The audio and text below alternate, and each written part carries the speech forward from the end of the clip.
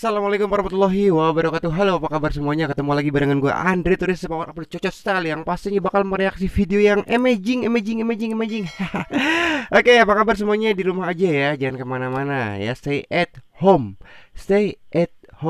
Jangan keluar kalau tidak kepentingan yang sangat mendesak. Oke, yang penting kita harus tetap semangat dan harus tetap sehat, menjaga imun tubuh kita tetap stabil ya. Oke, ini untuk kesempatan kali ini gue bakal apa ya, ini disebut mereaksi, iya mereaksi dan memberikan informasi dan juga mengupas sejarah, sejarah. Ini informasi juga sih ya, sebenarnya informasi, mudah-mudahan kalian sudah tahu semua, dan yang belum tahu ya harus wajib disimak. Ini judulnya aja nih, hubungan Aceh dan abad kejayaan. Wow, abad kejayaan. Ya ini karena memang sangat erat banget nih hubungan antara Aceh dan Turki ya, makanya judulnya hubungan Aceh dan abad kejayaan. Kita penasaran kan? Kita mulai aja ya. 1, 2, 3. Nih. Oh ini yang ini ya, surat Sultan Abdul Hamid Han. Hubungan diplomatik Aceh dengan Turki. Nih. Pada tahun 2014 silam, Indonesia disuguhkan dengan sejumlah tayangan sinetron dari Turki oleh salah satu stasiun televisi swasta. Iya, benar. Salah satunya adalah sinetron yang berjudul dengan Abad Kejayaan. Sinetron tersebut mengisahkan tentang kehidupan Sultan Sulaiman I, pemimpin Kesultanan Utsmani atau Ottoman Empire.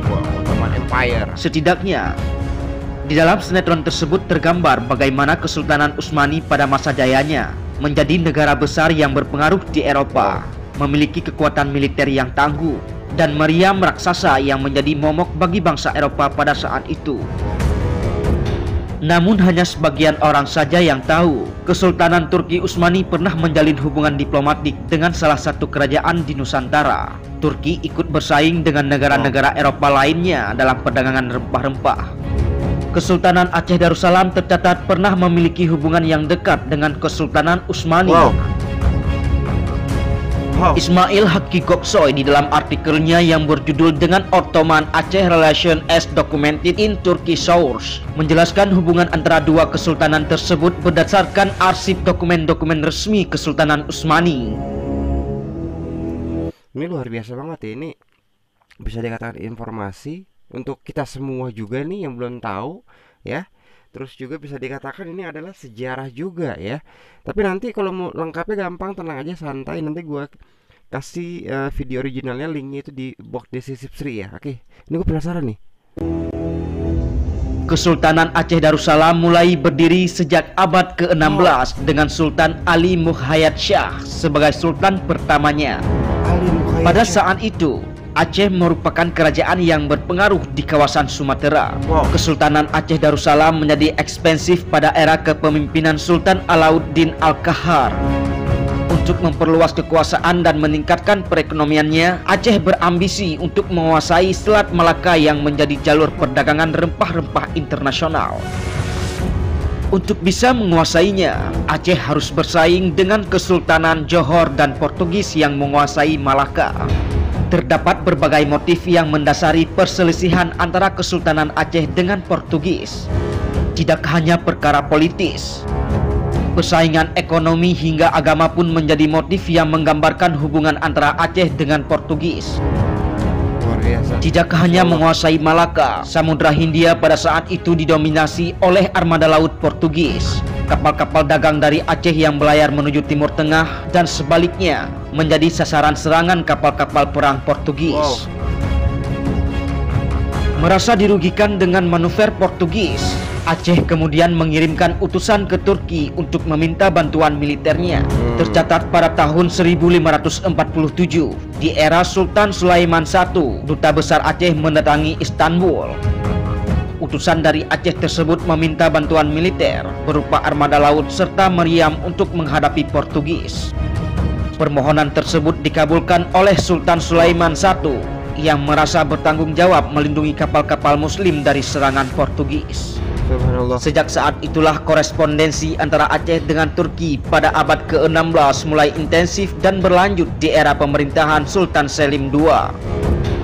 Sama seperti pendahulunya, Sultan Selim II juga memberikan bantuan militer berupa kapal, pasukan artileri, dan persenjataan lainnya yang dibutuhkan Aceh untuk menyerang Portugis.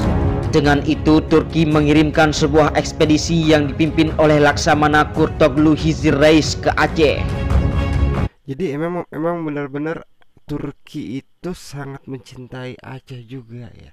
Karena emang hubungan erat diplomatik yang barusan, wah luar biasa banget. Masya Allah.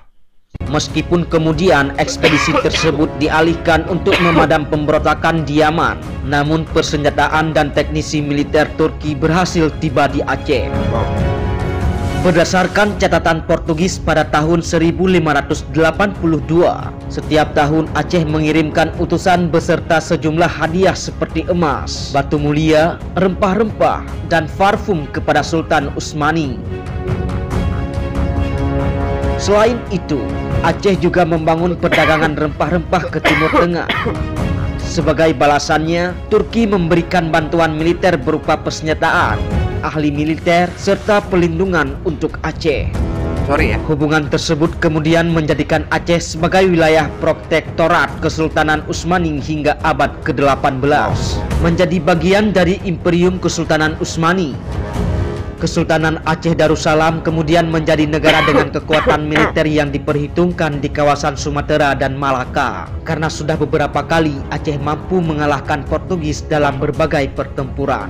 Selain itu, kapal-kapal Aceh diizinkan menggunakan bendera Turki. Wah. Maka dari itu, kita nih ya, ternyata mulai dari situ, ini sejarah sebenarnya, jatuhnya sejarah. Mulai dari situ Turki itu mengizinkan Aceh menggunakan bendera dari Turki. Ya pokoknya gitu deh ya. bisa melihat bendera Kesultanan Aceh Darussalam berwarna merah dengan bulan sabit, bintang, dan pedang berwarna putih, menyerupai bendera Kesultanan Utsmani. Salah satu peninggalan Kesultanan Aceh Darussalam adalah meriam lada secupa, merupakan salah satu meriam pemberian dari Turki.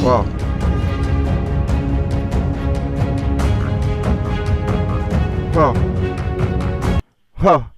Ini memang informasi sekaligus sejarah ya.